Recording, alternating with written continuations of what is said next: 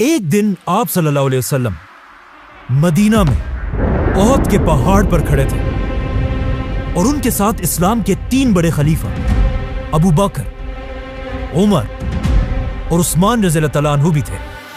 لیکن اچانک ایک زلزلہ آیا اور احد کا پہاڑ ہلنے لگا اور آپ صلی اللہ علیہ وسلم نے کہا، اے احد کے پہاڑ رک جا، تیرے اوپر ایک نبی، ایک صدیق اور 2 شہید کھڑے ہیں۔ اس حدیث کے بعد آپ صلی اللہ علیہ وسلم فوت ہو گئے، لیکن حضرت عمر اپنی پوری زندگی ان کی یہ بات بھول نہیں سکے۔ اسی لیے اپنی پوری خلافت میں حضرت عمر ایک بہت ہی عجیب دعا مانگا کرتے تھے کہ یا اللہ مجھے شہادت کی موت دے، لیکن شہادت بھی ایسی جو رسول اللہ صلی اللہ علیہ وسلم کے شہر مدینہ میں ملے۔ حضرت عمر کی یہ دعا سن کر لوگ ان سے پوچھتے تھے کہ ایسا کیسے ہو سکتا ہے؟ اب تو عرب میں ساری جنگیں ختم ہو چکی ہیں اور مدینہ دنیا کی سب سے سیف سٹی ہے، تو یہاں پر آپ کو کوئی کیسے شہید کرے گا؟ لیکن حضرت عمر کہتے تھے کہ اگر اللہ نے چاہا تو ایسا ہو کر رہے گا۔ لیکن حضرت عمر کی شہادت دنیا کا کوئی چھوٹا موٹا ایونٹ نہیں تھا، کیونکہ شہید ہونے سے پہلے حضرت عمر نے دنیا کی سب سے بڑی ایمپائر بنائی تھی۔ اتنی بڑی ایمپائر کہ آدم علیہ السلام سے لے کر حضرت عمر تک اس سے بڑی ایمپائر کوئی نہیں بنا سکا تھا۔ مطلب حضرت عمر رضی اللہ عنہ کی empire Alexander the great, Julius Caesar اور ایون فرعونوں سے بھی بڑی ایمپائر تھی۔ لیکن آج افسوس کی بات یہ ہے کہ مسلمانوں کے علاوہ پوری دنیا حضرت عمر کو صرف عمر کہتی ہے۔ ایون گوگل میں بھی انہیں صرف عمر کہا جاتا ہے، لیکن الیگزینڈر کو آج پوری دنیا الیگزینڈر دی گریٹ کے نام سے یاد کرتی ہے۔ حالانکہ الیگزینڈر کی ایمپائر حضرت عمر کی خلافت کے سامنے کچھ بھی نہیں تھی۔ حضرت عمر کی خلافت کا یہ ریکارڈ اگلے کئی صدیوں تک کوئی نہیں توڑ سکا، لیکن آخر 600 سال بعد ایک بادشاہ نے ان کا ریکارڈ توڑ دیا، جسے ہم سب بہت اچھی طرح جانتے ہیں۔ ناؤ حضرت عمر کی خلافت کے سب سے بڑے کاموں میں سے ایک فرعونوں کے ملک ایجپٹ کو فتح کرنا تھا، جو اس وقت کی دنیا کا سب سے پاورفل اور رچ علاقہ تھا۔ لیکن اب جب مسلمانوں کی ساری اٹینشن ایجپٹ کی طرف تھی، وہاں پرشین بادشاہ کو تھوڑا ریلیکس ہونے کا ٹائم ملا، اور اس نے اس ٹائم کو یوز کر کے اپنے سارے جنرلز اور لوگوں کی طرف آخری لیٹرز بھیجے اور ان سب سے کہا کہ اگر اب بھی تم لوگ نہیں جاگے تو عمر ہماری اس 800 سال پرانی پرشین ایمپائر کو ہمیشہ کے لیے ختم کر دے گا۔ جس کے بعد پرشین ایمپائر کی عوام اپنی تلواریں اٹھا کر ہر طرف سے ایک بہت بڑی فوج بنانے لگی اور مسلمانوں سے آخری جنگ کے لیے تیار ہونے لگی۔ اب جب مدینہ میں خلیفہ عمر رضی اللہ تعالیٰ عنہ کو اس بات کا پتہ چلا تو انہوں نے فیصلہ کیا کہ وہ مسلمانوں کی پوری فوج کو ایک جگہ جمع کر کے پرشین ایمپائر سے آخری لڑائی کے لیے بھیجیں گے۔ لیکن ایسا کرنے سے ان کے ایک بہت بڑے منسٹر علی رضی اللہ تعالیٰ عنہ نے انہیں روک دیا اور کہا اگر ہم مسلمانوں کی پوری فوج کو ایک جگہ جمع کریں گے تو کہیں ایسا نہ ہو کہ رومن ایمپائر دوبارہ ہم پر حملہ کر دے۔ حضرت علی کی یہ بات خلیفہ عمر رضی اللہ تعالیٰ عنہ کو بہت پسند آئی، تو حضرت عمر رضی اللہ تعالیٰ عنہ نے اپنی رائے چھوڑ کر حضرت علی کی رائے مانی اور ہر علاقے سے چھوٹی چھوٹی فوجیں جمع کر کے پرشین ایمپائر پر آخری حملہ کیا۔ اس طرح مسلمان ایک بار پھر پرشین ایمپائر کے بہت سارے قلعوں کو فتح کرنے لگے، جن میں سے ایک قلعے کی سٹوری سمجھنا بہت ہی امپورٹنٹ ہے، کیونکہ اس قلعے کے لیڈر کا نام تھا ہرمزان، جو اس وقت پرشین ایمپائر کا سب سے طاقتور جنرل تھا۔ اسی لیے ہرمزان کی سٹی کو مسلمانوں نے بہت ہی مشکلوں سے فتح کیا، لیکن یہ سٹی فتح کرتے ہی ہرمزان مسلمانوں کی فوج سے بھاگنے لگا اور مسلمان اس کا پیچھا کرنے لگے۔ بھاگتے بھاگتے ہرمزان اپنی سٹی کے سب سے لمبی بلڈنگ پر چڑھ کر زور زور سے چیخنے لگا کہ میرے پاس 100 تیرے ہیں اور ان 100 تیروں سے میں ایک ایک مسلمان کو چن چن کے ماروں گا، لیکن میری ایک شرط ہے، اگر مسلمان مجھ سے یہ وعدہ کرے کہ وہ مجھے عمر بن خطاب کے پاس لے کر جائیں گے تو میں سرنڈر کرنے کے لیے تیار ہوں۔ تو مسلمانوں نے کہا ٹھیک ہے، اس میں کون سی بڑی بات ہے۔ تو انہوں نے ہرمزان کو پکڑا اور اسے سیدھا مدینہ میں خلیفہ کی طرف روانہ کیا۔ ہرمزان پہلی بار مدینہ میں داخل ہوا اور اس کا خیال تھا کہ خلیفہ عمر کا ایک بہت بڑا محل ہوگا اور باقی بادشاہوں کی طرح ایک بہت بڑے دربار میں بیٹھے ہوں گے، لیکن وہ یہ دیکھ کر حیران رہ گیا کہ دنیا کا اتنا بڑا بادشاہ ایک سادہ سی بلڈنگ میں زمین پر آرام فرما رہے تھے۔ کہا جاتا ہے یہ دیکھ کر ہرمزان نے پوچھا بھی کہ خلیفہ کے گارڈز کدھر ہیں؟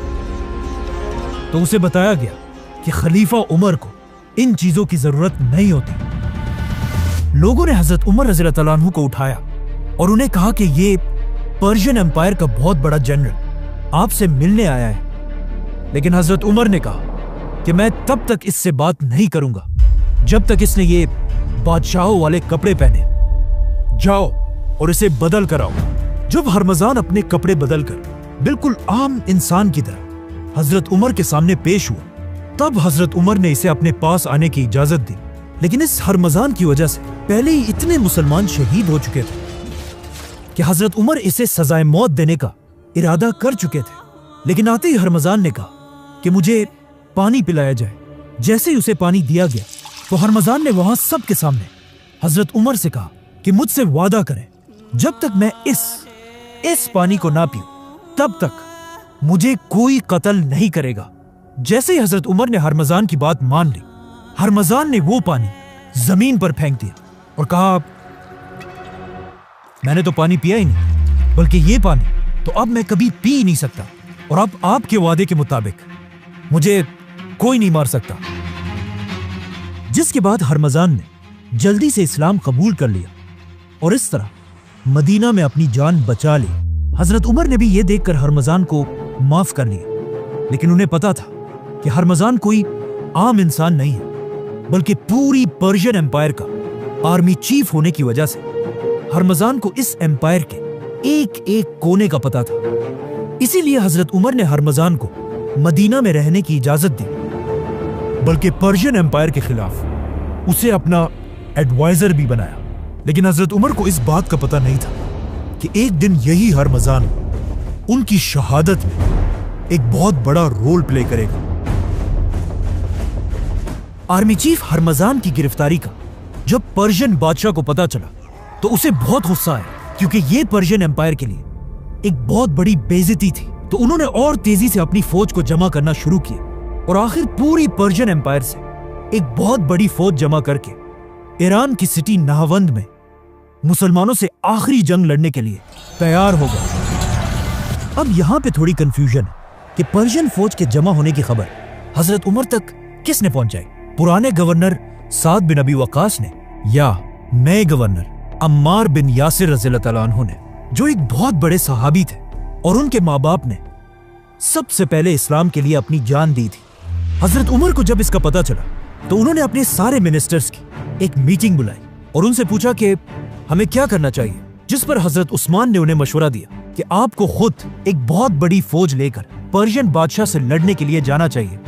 لیکن حضرت علی نے کہا کہ نہیں، خلیفہ کو مدینہ میں رہ کر کسی اور کو بھیجنا چاہیے۔ تو حضرت عمر نے ایک بار پھر حضرت علی رضی اللہ تعالیٰ عنہ کی رائے کو پسند کیا اور 30,000 کی بڑی فوج جمع کر کے اسے پرشین امپائر سے آخری جنگ کے لیے روانہ کیا، جس کے بعد نہاوند میں اسلام اور پرشینز کی آخری بہت بڑی جنگ ہوئی اور آخر بہت مشکلوں سے مسلمان یہ جنگ جیت گئے۔ لیکن یہ جنگ اتنی خطرناک تھی کہ یرموک اور قادسیہ کے بعد سب سے زیادہ لوگ اس جنگ میں مارے گئے تھے اور مسلمانوں کے جنرل نعمان بن مقرن بھی اسی جنگ میں شہید ہوئے تھے۔ مسلمان یہ جنگ جیت تو گئے، لیکن اس جنگ کے بعد مسلمانوں کی تاریخ ہمیشہ کے لیے بدل گئی، کیونکہ مسلمانوں نے اس جنگ میں ایک ایسا آدمی گرفتار کیا جس کا نام تھا فیروز، اور جس نے آگے جا کر جنگ کے بعد عربوں نے اس کا نام ابو لولوا رکھا اور یہ مغیرہ بن شعبہ کا غلام بنا۔ لیکن فیروز باقی سارے غلاموں سے بہت ہی ڈیفرنٹ تھا، کیونکہ یہ اس زمانے کا ایک قابل لوہار تھا، جسے دیکھ کر ابو لولوا کا ماسٹر مغیرہ بن شعبہ اسے مسلمانوں کے کیپٹل مدینہ لے کر آیا जहां पर यह अपने मास्टर के लिए लोहे का काम करता था, और वो यहीं पर मदीना में रहने लगा। वहां पर्शियन एम्पायर में अब मुसलमानों के पास फ्री हैंड था और मुसलमान आसानी से हर इलाके को फतह करने लगे। यहां तक कि मुसलमानों की एक फौज ऊपर अजरबैजान तक पहुंची और मुसलमानों की दूसरी फौज तारीख में पहली बार हजरत उमर की खिलाफत में इंडिया के बॉर्डर्स को क्रॉस करके अंदर दाखिल हुई, जो आज पाकिस्तान का इलाका बलोचिस्तान है। और इसी तरह यह सारा इलाका, पूरी पर्शियन एम्पायर हमेशा के लिए खत्म हो गया। आखिर यह देखकर पर्शियन बादशाह भी मुसलमानों से भागने लगा, और जब उसे पूरी दुनिया में कोई जगह नहीं मिली तो मजबूरन उसे चाइना में जाकर रहना पड़ा। और चाइना के बादशाह ने उसे बहुत अच्छी तरह वेलकम किया। ये उसी पर्शियन बादशाह का पोता था जिसे इससे बहुत साल पहले रसूलुल्लाह सल्लल्लाहु अलैहि वसल्लम ने एक लेटर भेजकर इस्लाम की तरफ आने की दावत दी थी। और इस बादशाह के दादा ने रसूलुल्लाह सल्लल्लाहु अलैहि वसल्लम के लेटर को बहुत ही गुरूर से फाड़ दिया था। लेकिन अब हजरत उमर की फौज ने पूरी पर्शियन एम्पायर को हमेशा के लिए फतह कर लिया था। मतलब मुसलमानों की यह खिलाफत, जो एक जमाने में छोटी सी मदीना की रियासत थी, अब इंडिया और चाइना तक फैल चुकी थी और दुनिया की सबसे बड़ी सुपर पावर थी। लेकिन जैसे ही मुसलमानों की फौज पाकिस्तान के बॉर्डर के करीब पहुंची, यह हजरत उमर की खिलाफत का आखिरी टाइम था, क्योंकि इसके कुछ ही दिनों बाद हजरत उमर रज़ियल्लाहु तआला अन्हु को शहीद कर दिया गया।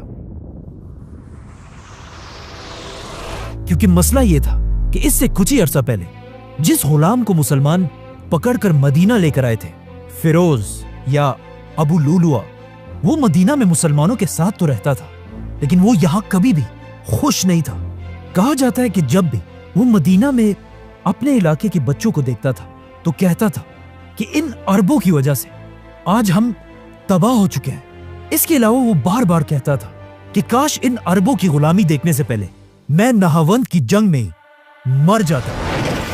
मतलब फिरोज के दिल में मुसलमानों की इतनी नफरत थी, और इसी नफरत के साथ एक दिन फिरोज खलीफा उमर रज़ियल्लाहु तआला अन्हु के पास गया और उनसे कहा कि मेरा मास्टर मुगीरा मुझ पर बहुत जुल्म करता है।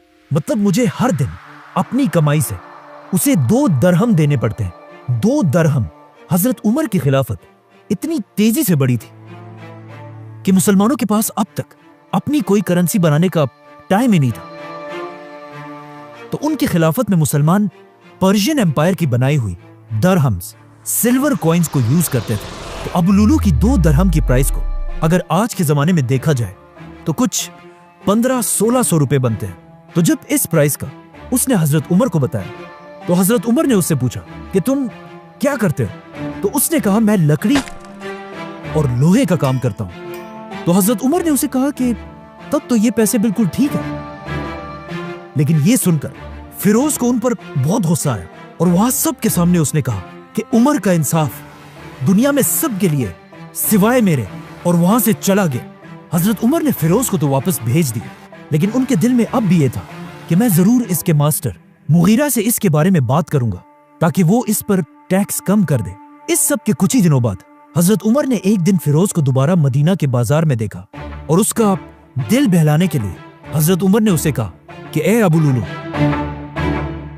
मैंने सुना है तुम बहुत अच्छी चक्की बनाते हो, तो क्या मेरे लिए भी एक बनाओगे? लेकिन फिरोज के दिल में अब भी हजरत उमर के लिए वही गुस्सा था। तो उसने हजरत उमर से कहा कि क्यों नहीं, मैं आपके लिए एक ऐसी चक्की बनाऊंगा जिसे आज के बाद पूरी दुनिया याद रखेगी। अब ये बात उसने एक ऐसे अंदाज में कही थी कि उससे हजरत उमर को समझ आ गई कि फिरोज उसे धमकी दे रहा है। और यही बात उन्होंने बाकी सहाबा को भी बताई कि इस आदमी ने मुझे धमकी दी है। लेकिन इस्लाम का कानून यह है कि कोई भी किसी भी दूसरे शख्स को सिर्फ शक की वजह से गिरफ्तार नहीं कर सकता, चाहे वो कोई बादशाह ही क्यों ना हो। इसीलिए इस धमकी के बाद भी हजरत उमर ने फिरोज को जाने दिया। मतलब हजरत उमर पूरी एम्पायर का खलीफा होने के बाद भी अपने आप को कानून से ऊपर नहीं समझते थे। इस धमकी के बाद फिरोज यहां से चला तो गया, लेकिन उसने अपने दिल में यह फैसला कर लिया था कि अब वो हजरत उमर को जिंदा नहीं छोड़ेगा। तो सबसे पहले फिरोज ने जाकर एक बहुत ही खतरनाक और यूनिक खंजर डैगर बनाना शुरू किया। यह एक ऐसा डैगर था जिसे सेंटर से पकड़ा जाता था और उसकी दोनों साइड्स पर बहुत ही शार्प ब्लेड्स थी।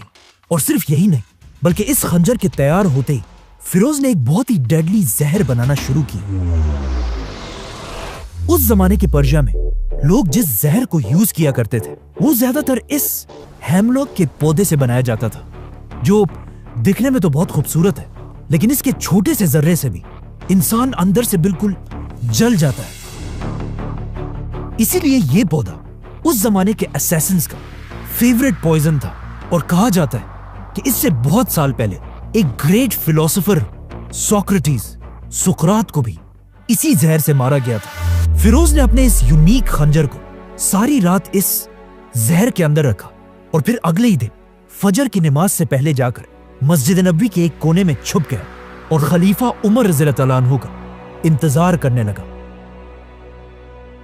तो अब जैसे ही हजरत उमर ने अगले दिन फजर की अजान सुनी तो वो उठे और मस्जिद में अपनी आखिरी नमाज पढ़ने के लिए रवाना हुए।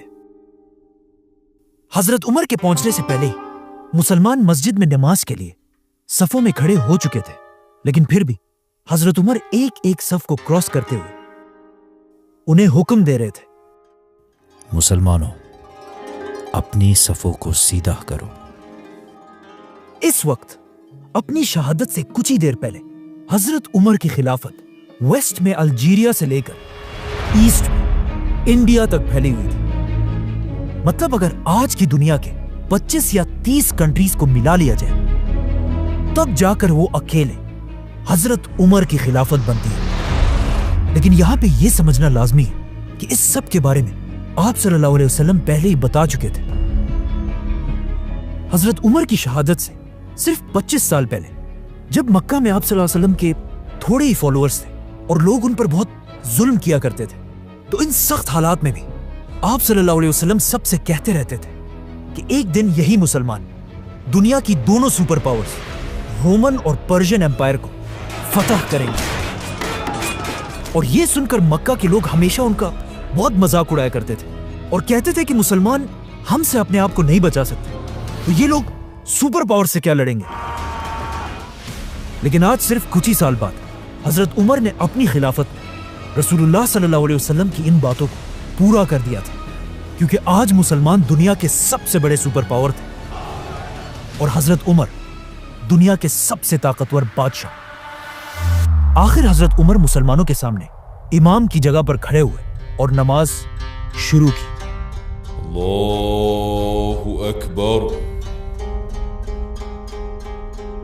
कहा जाता है कि हजरत उमर हर फजर की नमाज में कुरान की सूरह यूसुफ की तिलावत करते थे, जिसमें यूसुफ अलैहिस्सलाम एक गुलाम से पूरे इजिप्ट के लीडर बनते हैं। लेकिन आज वही इजिप्ट हजरत उमर की खिलाफत का एक छोटा सा सूबा था। लेकिन अब अपनी जिंदगी की आखिरी नमाज में हजरत उमर ने जैसे ही नमाज शुरू की, पीछे से अबू लुलू फुल स्पीड भागते हुए आया और अपने जहरीले खंजर से जोर से हजरत उमर को मारा और फिर दोबारा मारा और दोबारा मारा। इसी तरह अबू लुलू ने बहुत तेजी से हजरत उमर पर 6 वार किए और हजरत उमर जमीन पर गिर गए। यह देखकर पीछे खड़े मुसलमानों ने अबू लुलू को पकड़ने की कोशिश की, लेकिन फिरोज ने वहां से भागने के लिए अपने इसी खंजर से वहां 9 और लोगों को भी शहीद कर दिया। लेकिन आखिर जब मुसलमानों ने इसे पकड़ लिया तो फिरोज ने उसी खंजर से अपना ही गला काटकर खुदकशी कर ली। अब पीछे खड़े मुसलमानों को इस बात का पता नहीं था कि हजरत उमर पर हमला किया गया, इसीलिए वो सब कंफ्यूज थे कि हजरत उमर ने अचानक नमाज क्यों रोक दी। ये देखकर अब्दुर्रहमान बिन औफ आगे बढ़े और हजरत उमर की बाकी नमाज को पूरा किया। इसके कुछ ही देर बाद हजरत उमर ने होश में आकर पूछा, کہ ابن عباس مجھے مارنے والا کون تھا تو انہیں بتایا گیا کہ مغیرہ بن شعبہ کا وہی غلام فیروز۔ یہ سن کر حضرت عمر نے کہا کہ اللہ کا شکر ہے کہ مجھے کسی کلمہ پڑھنے والے مسلمان نے نہیں مارا۔ مطلب فیروز نے صرف 2 درہموں کی وجہ سے دنیا کے سب سے طاقتور بادشاہ خلیفہ عمر رضی اللہ تعالیٰ عنہ پر حملہ کیا تھا۔ لیکن یہاں پر کہانی کا ایک دوسرا اینگل بھی ہے۔ جب سے فیروز مدینہ آیا تھا وہ یہاں بالکل بھی خوش نہیں تھا اور مسلمانوں سے بہت سخت نفرت کرتا تھا، اور مدینہ کے باقی لوگوں سے دور رہ کر صرف ایک شخص کے ساتھ پھرتا تھا، وہی ہرمزان۔ اور کہا جاتا ہے کہ جس خنجر سے حضرت عمر کو مارا گیا تھا وہی خنجر لوگوں نے اس سے صرف ایک ہی دن پہلے ہرمزان کے پاس دیکھا تھا، جس کی وجہ سے بہت ہسٹورینز کہتے ہیں کہ فیروز کا یہ حملہ اکیلا نہیں بلکہ پرشین امپائر کی ایک سوچی سمجھی سازش تھی، اور یہ سازش مدینہ میں بیٹھے پرشین امپائر کے پرانے جنرل ہرمزان نے بنائی تھی۔ اسی لیے حضرت عمر کی شہادت کے کچھ ہی دنوں بعد ان کے ایک بیٹے عبید اللہ نے ہرمزان کی جان بھی لی تھی۔ لیکن یہ ایک بہت کنٹروورشل مسئلہ ہے اور آج کسی کو نہیں پتا کہ وہاں ایگزیکٹلی کیا ہوا تھا۔ خیر، مسلمان مسجد سے حضرت عمر کو اٹھا کر ان کے گھر لے کر آئے۔ عمر رضی اللہ عنہ کے جسم پر لگے زخم اتنے گہرے تھے کہ انہیں گھر لانے کے بعد جب انہیں کھجور کا پانی اور دودھ پلایا گیا تو وہ ان کے معدے میں جانے کے بجائے ان کے زخموں سے باہر نکلنے لگا۔ یہ دیکھ کر حضرت عمر کے ڈاکٹر نے انہیں کہا کہ یا امیر المومنین، اللہ کو یاد کریں، مطلب اب آپ کے پاس تھوڑا ہی ٹائم بچا ہے۔ یہ سن کر حضرت عمر کے پاس بیٹھے کچھ لوگ رونے لگے تو حضرت عمر نے انہیں ڈانٹا اور کہا جس نے رونا ہے وہ یہاں سے باہر نکل جائے۔ نارملی جو مر رہا ہوتا ہے لوگ اسے تسلی دیتے ہیں، لیکن حضرت عمر کی پرسنالٹی ایسے تھی کہ اپنی موت کی خبر سننے کے بعد بھی انہیں کوئی فرق نہیں پڑا۔ اپنی موت کی خبر سن کر حضرت عمر نے سب سے پہلے حکم دیا کہ مجھ پر جتنا بھی قرضہ ہے اس کا حساب لگایا جائے۔ تو پتا چلا کہ حضرت عمر پر 86,000 درہمز کا قرضہ تھا۔ تو حضرت عمر نے اپنے بیٹے اور خاندان کو حکم دیا کہ میرے بعد اس قرضے کو ادا کیا جائے۔ ساتھ بیٹھے لوگوں نے کہا کہ ایسا کرنے کی کیا ضرورت ہے، یہ سارا تو وہ پیسہ ہے جو آپ نے اپنی طرف سے غریبوں اور یتیموں کو دیا ہے۔ لیکن حضرت عمر نے ایسا کرنے سے انکار کر دیا، اور ان کی شہادت کے بعد جس گھر میں وہ شہید ہوئے تھے اسے بیچ کر حضرت عمر کے قرضے کو ادا کیا گیا۔ اور اس گھر کو خریدا کس نے؟ ایک بہت ہی رچ صحابی اور فیوچر خلیفہ حضرت معاویہ بن ابی سفیان۔ جب پورے مدینہ میں یہ بات پھیل گئی کہ اب ان کے بیلوڈ خلیفہ عمر رضی اللہ تعالیٰ عنہ اس دنیا میں نہیں رہ پائیں گے تو ہر گھر سے رونے کی آوازیں آنے لگی۔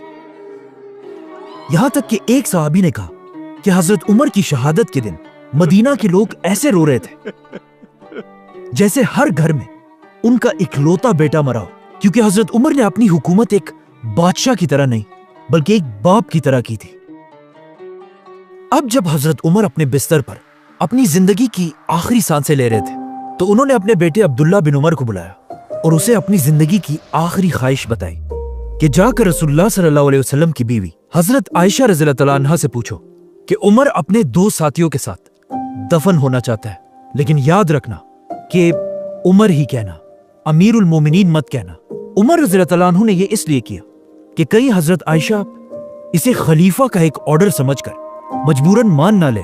یہ سن کر حضرت عائشہ نے کہا کہ یہ جگہ میں ہمیشہ اپنے لیے رکھنا چاہتی تھی، کیونکہ یہاں انہی کے کمرے میں ایک طرف ان کے شوہر آپ صلی اللہ علیہ وسلم اور دوسری طرف ان کے والد ابو بکر رضی اللہ تعالیٰ عنہ تھے۔ لیکن حضرت عائشہ نے کہا کہ آج کے دن میں اپنے آپ سے بھی زیادہ آج عمر کو اس جگہ کا حقدار سمجھتی ہوں۔ حضرت عمر کو جب اس بات کا پتہ چلا تو وہ بہت خوش ہوئے اور کہا یہی میری آخری خواہش تھی، اور ساتھ ہی حکم دیا کہ میرے مرنے کے بعد ایک بار دوبارہ حضرت عائشہ سے ضرور پوچھ لینا۔ اب عرب میں ایک رواج تھا کہ جب بھی کوئی بہت بڑا آدمی مرتا تھا اس کے لیے ایک بہت ہی مہنگا کفن بنایا جاتا تھا اور اس کفن پر ہر طرح کے پرفیومز لگائے جاتے تھے۔ لیکن حضرت عمر نے اپنے بیٹے کو سختی سے کہا کہ میرے مرنے کے بعد میرے لیے صرف ایک عام سا کفن لینا اور اس پر کسی قسم کا پرفیوم نہیں لگانا. اور پھر اپنے آخری ٹائم پر حضرت عمر نے اپنے بیٹے سے کہا کہ میرا سر اب تکیے سے ہٹا کر زمین پر رکھ دو, ہو سکتا ہے اللہ کو مجھ پر رحم آ جائے. اور اس طرح 10 سال اور 6 مہینے تک مسلمانوں کے خلیفہ رہنے کے بعد حضرت عمر اس دنیا سے چلے گئے. اور اس طرح اسلام کے دوسرے خلیفہ کو رسول اللہ صلی اللہ علیہ وسلم اور ابو بکر رضی اللہ تعالیٰ عنہ کے پاس مدینہ میں دفنا دیا گیا. لیکن اپنی وفات سے پہلے حضرت عمر نے نیکسٹ خلیفہ کے لیے 6 لوگوں کو نامینیٹ کیا تھا اور حکم دیا تھا کہ میرے مرتے ہی ان 6 لوگوں کو ایک گھر میں بند کر دیا جائے اور صرف 3 دنوں کے اندر اسلام کے نیکسٹ خلیفہ کا اعلان کریں. سبسکرائب.